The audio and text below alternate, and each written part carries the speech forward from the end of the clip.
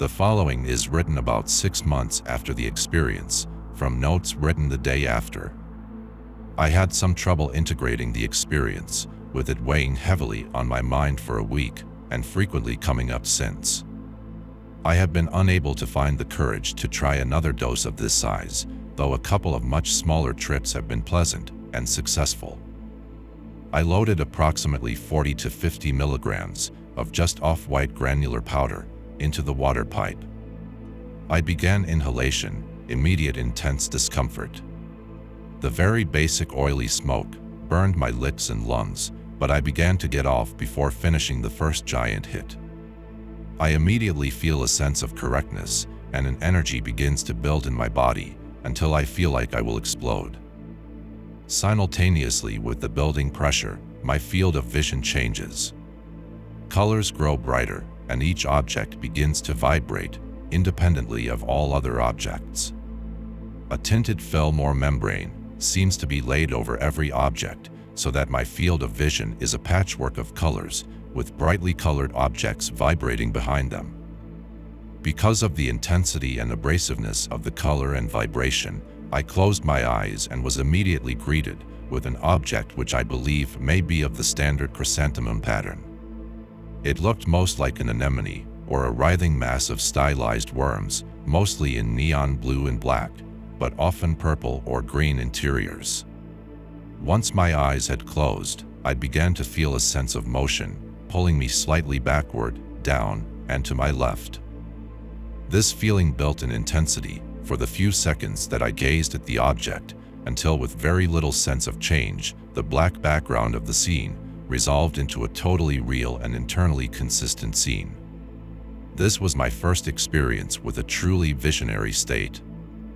I was in a round room. The walls were a red and orange pattern that was constantly changing in some subtle, hard to pinpoint way, but it was not any form of characters or language so often spoken about. I was seated at a square table, which was just slightly to my right. In front of me, also seated at the table, was a being who, as the scene opened, was offering me the object. I mentally referred to the beings as male throughout, although they wore no coverings, had no decorations, and all the beings I encountered looked the same to me.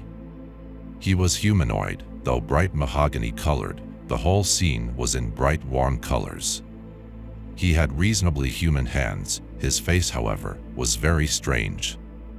The head was roughly the size and shape of a horse. They had 1 or 2 roughly human eyes, but the bottom of the head was a mass of writhing or melting tentacles. It was out of this tentacle mouth that the being was extruding the anemone in a manner that could be described as breathing, vomiting, and singing wrapped into one easy action. He was catching this sung mass in both hands and offering it to me. Stunned, it took me some time to take it into my hands.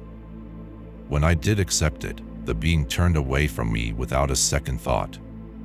I wondered whether this was common for him, strange aliens turning up to receive his blessing, for I had recognized this as some sort of shamanistic psychedelic ceremony. Because when I looked around the table, there were other beings like the first, whom he had now turned his attention to, and was repeating the process of bringing objects into existence for each being. I was very confused by the fact that none of the beings, at any point, paid any attention to me. Imagine sitting down to smoke a bowl with some friends, and the being I've described turns up in line for seconds.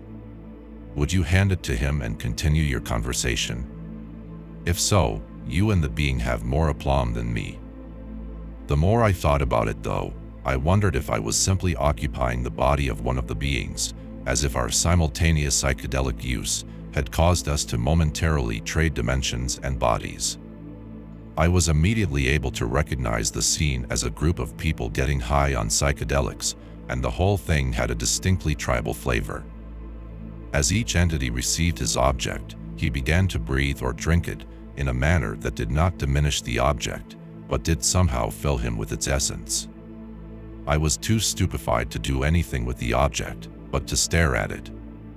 The perimeter was ringed with more of the beings, pressed against the wall, clearly waiting their turn at the table.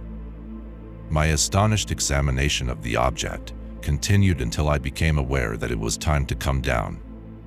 This was achieved by means of a vibration I had been unaware of, but which had been present all along, Dopplered down into auditory range, and in some way I rode this sound back to my body, where I was placed as gently as a baby. I opened my eyes to the same intensity of vision I had previously left. I asked my friend how long it had been, and he replied, "Just a few minutes." A better time scale than that I can't provide, but subjectively it felt like a few minutes, possibly less time than it has taken to read this piece.